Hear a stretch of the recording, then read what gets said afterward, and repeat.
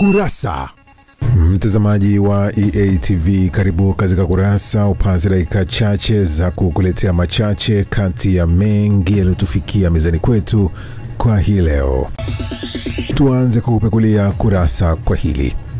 Mtu mmoja aliyejulikana kwa jina la Nkanga Degea ameuawa na tembo wakati akichota maji katika bwawa la Chapasei huko wilayani Kiteto mkoani Manyara. Wakizungumza na Kurasa, wananchi wilayani humo wameomba serikali kudhibiti makundi ya tembo yanayotoka hifadhini na kuvamia makazi ya watu huku yakiharibu mali na hata kuua watu. Sababu tembo hao wamekuwa ni wengi na maeneo waliopo ni maeneo ya wakulima. Tunalima huko. Na imeua watu, imeleta athari mara nyingi. Na imeshaua mtu jana kwa mkia leo. Kwa hiyo tunaiomba serikali ichukue hatua kuwadhibiti wanyama hao. Faini yake huwa analipwa shilingi 200,000 na milioni 2. Lakini mtu akiua tembo anatakiwa afungwe miaka 20 au faini milioni 40. Hilo litakuwa liangaliwe kwa sababu inamaanisha kwamba tembo wanaangaliwa sana kuliko binadamu. Watu hali ni tete kweli, watu wanazidi kuangamia, kuteketea, mazao yanaharibika. Sababu kubwa ni tembo. Sasa ombi langu kwao, watu wa mamlaka inayohusika na watu wa tembo, basi wachukue hatua ili tuweze kunusuru maisha ya watu na changamoto hii iweze kutoweka katika wilaya yetu. Tuendelee na Kurasa. Upatikanaji wa huduma muhimu kama vile maji, umeme na barabara kwa wachimbaji wa madini kutoka mgodi wa Ikinabushu uliopo halmashauri ya wilaya ya Bariadi mkoani Simiyu bado ni tatizo kwao. Wakati hali katika mgodi wa Imalamate unaoendeshwa na wazawa kwa ushirikiano wa kiufundi kutoka nchini China ukishindwa kufikia kiwango uzalishaji kwa kile kinachotajwa kuwa kukosekana kwa malighafi. Tuna changamoto ya miundombinu kwa maana barabara ya kuweza kufika mgodini. Mkumbuke eneo hili ni eneo la pori kidogo.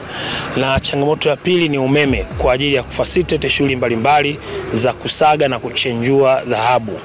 Lakini pia changamoto ya tatu kubwa ni maji. Tumeshawashauri kitaalamu, mpaka sasa hivi kuna maeneo takriban 2 wameshafanya uchorongaji na kubaini uwepo wa madini ambayo tuna imani ya kwamba yataweza kuwapatia material na plant yao itaweza kutembea angalau kwa 60%. Simiyu ni sehemu ambayo wachimbaji wadogo wanaweza kuwa mfano, kwa sababu mahali pengine haionekani namna hii. Mahali hapa inaonekana kwamba mkiwezeshwa, wakipewa ushauri na wakiendelea kutimiziwa hizo haja zao, wataweza kuwa mahali pa kuja kujifunza jinsi ya kuendesha uchimbaji mdogo ulio na tija, lakini pia unaofuata sheria na unafuata sera na kila aina ya maelekezo ambayo yanatolewa. Nategemea kwamba hizi technical support zikifanya vizuri, ile contribution ya mining sector katika uchumi wa Tanzania itakuwa zaidi.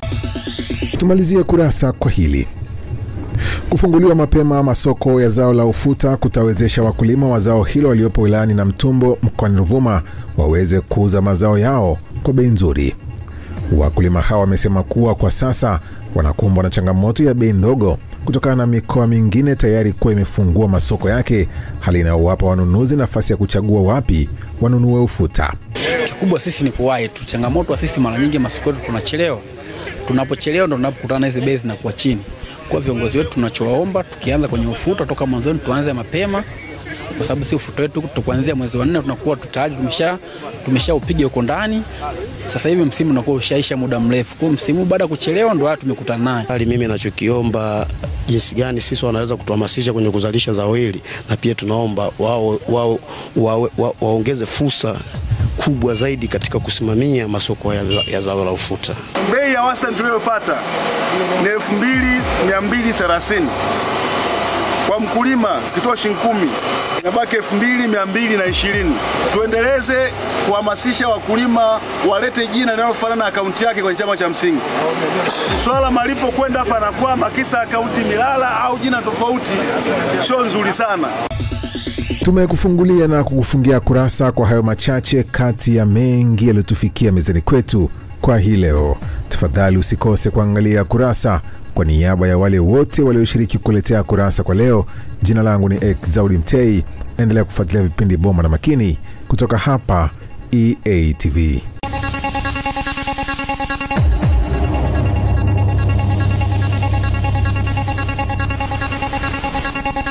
Kurasa.